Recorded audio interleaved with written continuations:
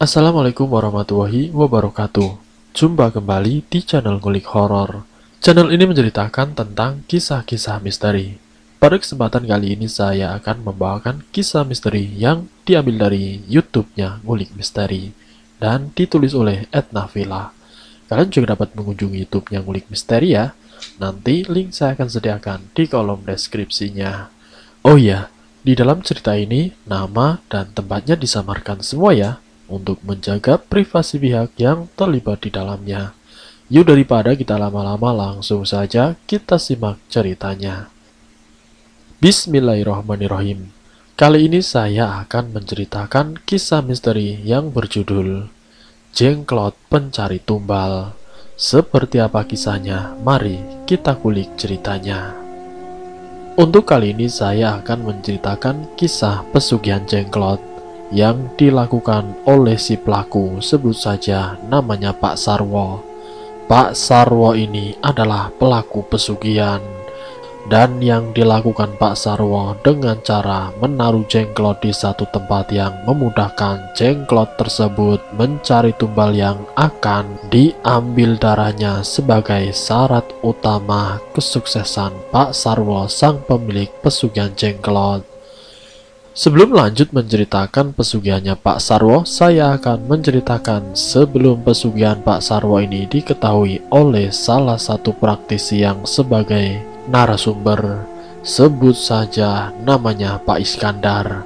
Beliau ini adalah seorang praktisi yang datang dari salah satu pesantren untuk berkunjung ke kampung di mana salah satu saudaranya baru saja mengalami musibah kecelakaan dan membuat saudaranya itu meninggal dunia.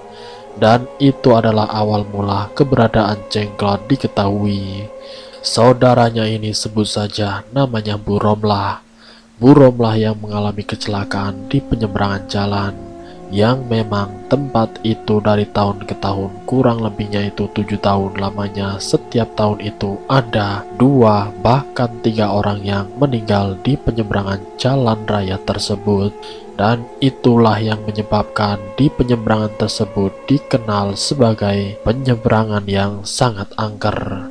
Kalau orang yang tidak berdoa sewaktu dia berangkat dari rumah untuk ke salah satu tujuan, itu bisa saja mengalami musibah, yaitu kecelakaan. Dan rata-rata yang dialami korban ini 75% itu meninggal dunia. Dan kalaupun ada yang selamat, dia akan mengalami cacat seumur hidupnya. Yang diceritakan Pak Iskandar saat dia datang ke rumah keluarganya untuk mendoakan selama 7 hari 7 malam. Pak Iskandar yang ikut memakamkan almarhum Bu Romlah, dia merasakan ada hal yang ganjil setelah jenazah Bu Romlah ini dimakamkan. Entah kenapa malam harinya saat doa tahlil dilakukan, almarhumah itu datang di tempat pengajian, yaitu di rumah sendiri, mendatangi sekelompok orang yang sedang mengaji dan mendoakan dirinya. Bu Romlah datang dengan teriakan dan tangisan meminta tolong. Pak Iskandar yang bisa melihat hal yang gaib, dan Pak Iskandar melihat keadaan Bu Romlah yang datang dengan keadaan yang sangat mengenaskan. Lalu kemudian Pak Iskandar mencoba menceritakan kepada suaminya Bu Romlah, kepada anak-anak dan keluarganya yang lain, agar mereka yakin dan percaya kalau meninggalnya Bu Romlah itu bukan murni disebabkan kecelakaan, tapi ada yang menyebabkan Bu Romlah meninggal dunia. Keluarganya yang mendengar apa yang disampaikan Pak Iskandar, mereka tidak percaya begitu saja apa yang sudah disampaikan. Walaupun Pak Iskandar itu masih saudara dekatnya, tapi mereka ingin membuktikan kalau ucapan Pak Iskandar ini memang benar adanya. Pak Iskandar sendiri dengan keyakinannya bermunajat semoga arwahnya Bu Romlah ini benar-benar membuktikan kepada keluarganya kalau dia itu meninggalnya secara tidak wajar. Hari pertama setelah doa tahlil, malam harinya benar-benar terbukti. Suami dari almarhum Bu Romlah ditemui lewat mimpinya. kalau dia melihat istrinya dengan keadaan wajah yang pucat sembari menangis merintih tanpa ada raut wajah kebahagiaan dan meminta pertolongan. Suaminya yang memimpikan istrinya langsung saja terbangun sembari mengucap istighfar. Astagfirullahaladzim, apa yang sebenarnya terjadi? Mimpi apa aku ini? Apa benar kalau mimpiku ini ada kaitannya dengan cerita yang disampaikan Pak Iskandar? Ujar suaminya Bu Romlah. Hari keduanya suaminya Bu Romlah dan juga Pak Iskandar sendiri berusaha meyakinkan dirinya sendiri dan juga orang-orang sekitar apakah benar meninggalnya Bu Romlah itu secara tidak wajar.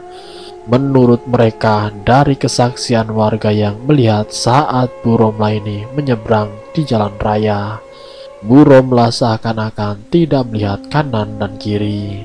Dan saat di tengah jalan itu ada mobil besar yang hendak melintas di depannya. Tapi Bu Romlah ini seakan-akan tidak melihat mobil yang akan melintas. Waktu itu warga yang melihat Bu Romlah menyeberang semuanya berteriak memanggil-manggil nama Bu Romlah, tapi teriakan itu tidak didengar oleh Bu Romlah.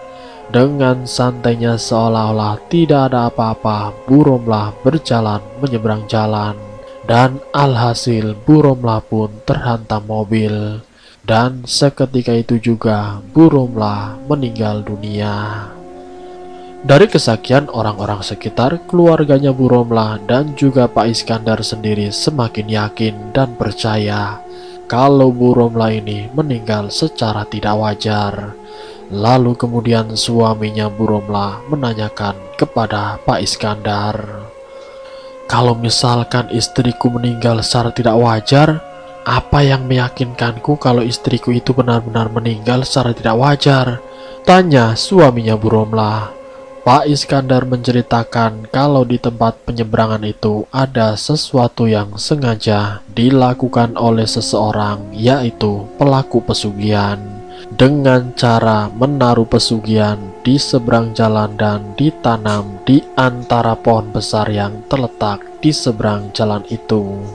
Sosok itu tidak terlihat secara kasat mata oleh mata awam, tapi bagi para orang yang bisa melihat hal-hal gaib itu bukan hal yang aneh lagi.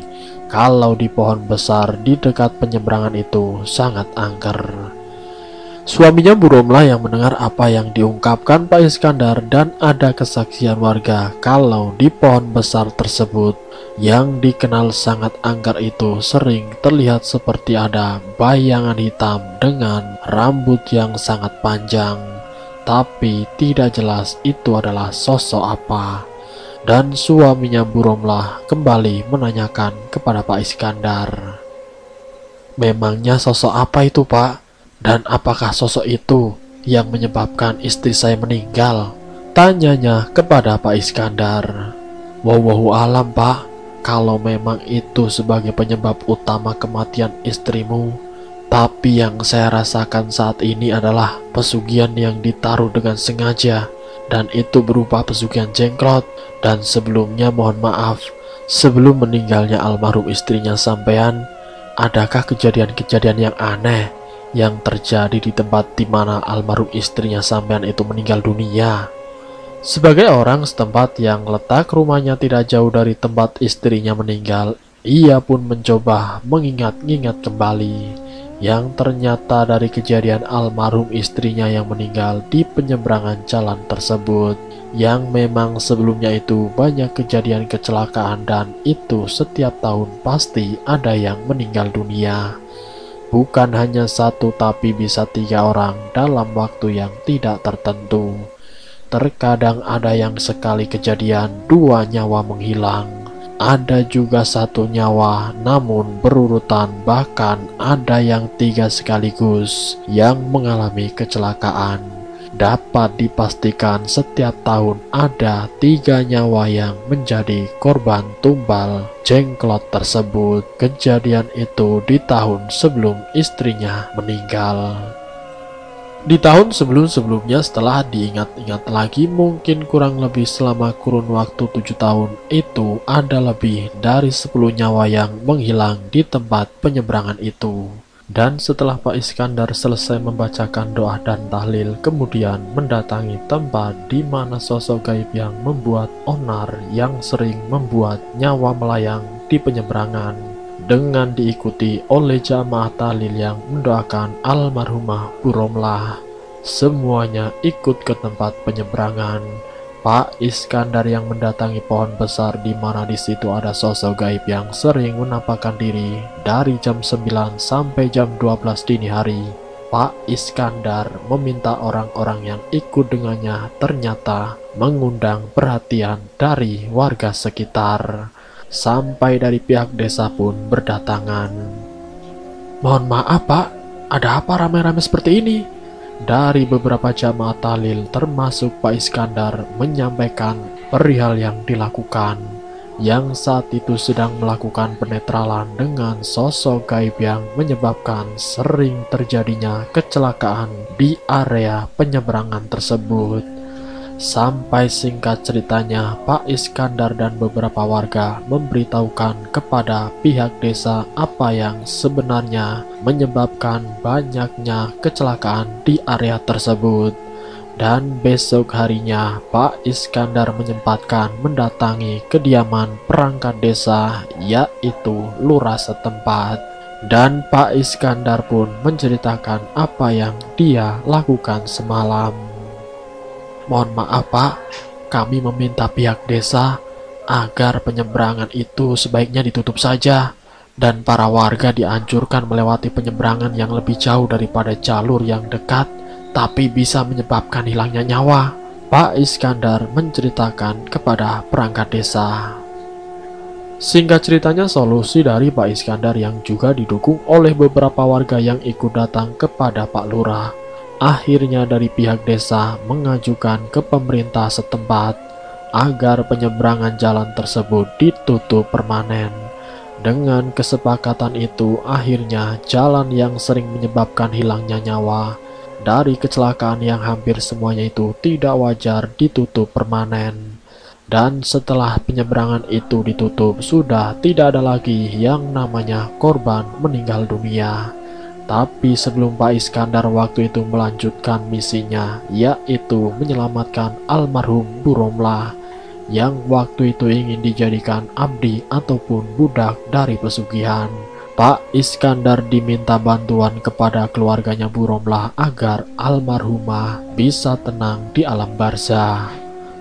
Selama doa tahlil setelah suaminya Bu Romlah yang benar-benar yakin kalau Bu Romlah ini meninggalnya tidak wajar, Pak Iskandar dibantu jamaah tahlil mendoakan dan berzikir sebanyak-banyaknya agar almarhum Bu Romlah bisa tenang di alam barzah. Selama tahlil 7 hari 7 malam, Bu Romlah yang meninggal secara tidak wajar, alhamdulillah apa yang dikehendaki oleh suaminya Bu Romlah bisa terkabul lewat bantuan Pak Iskandar dan juga para jamaah tahlil. Suaminya Bu Romlah menceritakan kepada Pak Iskandar kalau dalam mimpinya sewaktu pertama kali istrinya datang dengan keadaan menangis dan dengan wajah yang berdarah yang sangat mengenaskan. 7 hari setelahnya istrinya datang lagi lewat mimpi dengan wajah yang berseri-seri sembari tersenyum.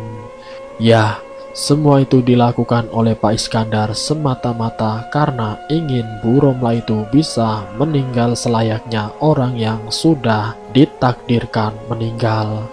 Walaupun secara takdirnya meninggal dengan cara yang tidak wajar, tapi agar ditempatkan di tempat yang layak. Setelah istrinya datang lewat mimpi berkali-kali dengan keadaan yang tersenyum bahagia dan juga mendatangi keluarganya, menunjukkan kalau dirinya sudah tenang di alam sana. Semenjak saat itu, keluarganya Bu Romlah yakin kalau almarhumah Bu Romlah sudah tenang di alam sana. Kita kembali melanjutkan cerita dari penyeberangan yang sudah ditutup oleh pihak desa. Ternyata itu semua berdampak pada pelaku pesugihan yang sengaja menanam dan menaruh jenglot di bawah pohon besar yang dianggap angker oleh warga sekitar. selamatnya Buromlah yang dijadikan tumbal, dan karena itu berdampak pada pelaku pesugihan itu sendiri. Entah sebab apa orang terkaya di kampung, yaitu Pak Sarwo, istri dan anaknya meninggal secara mendadak, dan meninggalnya itu benar-benar sangat mengenaskan. Mereka berdua meninggal di dalam rumahnya seperti orang yang bunuh diri. Lehernya yang tergantung, padahal dari beberapa kesaksian yang melihat jasad tubuh istri dan anaknya Pak Sarwo, saat malam hari itu keadaan istri dan anaknya masih baik-baik saja. Tidak ada teriakan ataupun hal-hal yang mencurigakan. Namun di pagi harinya, dengan pintu rumah terbuka, terlihat istri dan anaknya Pak Sarwo yang sudah tergantung, sudah tidak bernyawa lagi. Dengan wajah yang sangat pucat, tubuhnya pun seperti sudah tidak ada lagi darah yang mengalir, serta di pundak kirinya itu seperti ada bekas gigitan.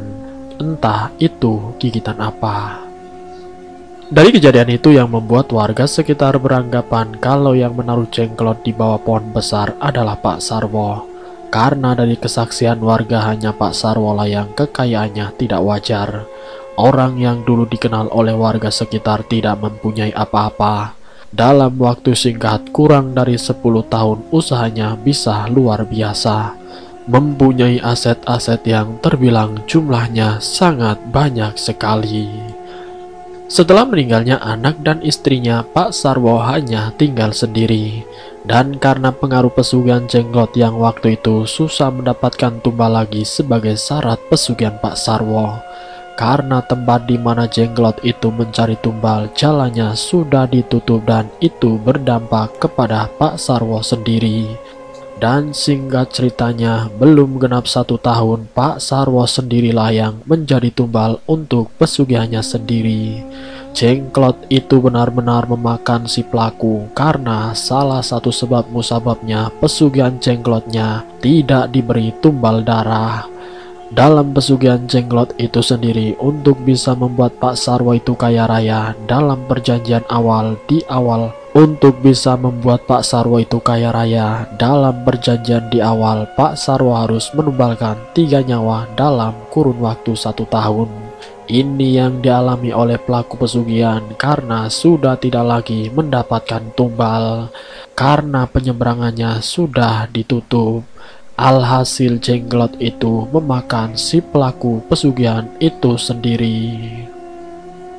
Ungkapan dari Pak Iskandar kepada suaminya Buromlah dan beberapa warga sekitar. Pak Iskandar sendiri berkata setelah selamatnya Buromlah akan terkuak siapa dalang di balik orang yang menaruh pesugihan di pohon anggar itu.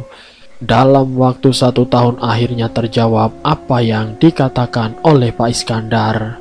2 nyawa sekaligus anak istrinya Pak Sarwo meninggal, dan beberapa bulan setelahnya genap 1 tahun Buromlah ini meninggal. Pak Sarwo sendiri yang menjadi tumbal dari pesugihan Jenglotnya. Dan apa yang dikatakan Pak Iskandar kepada beberapa warga dan juga jamaah tahlil benar-benar terbukti. Meninggalnya Buromlah itu tidak wajar karena dijadikan tumbal pesugihannya Pak Sarwo yang berupa Jenglot. Namun alhamdulillah Buromlah sudah tenang di alam sana.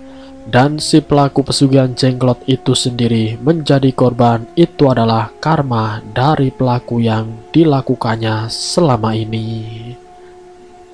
Dan selesai. Dari kisah Pak Iskandar yang membuktikan bahwa sewaktu dia meyakinkan kepada keluarga Buromlah dan juga kepada para warga sekitar, di balik musibah kecelakaan yang waktunya sudah terjadi 7 tahun itu semua adalah ulah dari Pak Sarwo. Semoga kisah ini bisa menjadikan pengetahuan untuk kita semua, dan semoga kita semua selalu dalam lindungan Allah SWT. Ambil sisi positifnya dan buang jauh-jauh sisi negatifnya.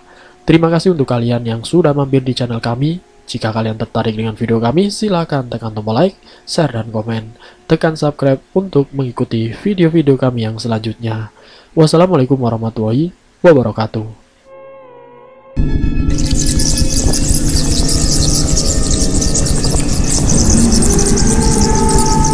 Selamat datang di channel ngulik horor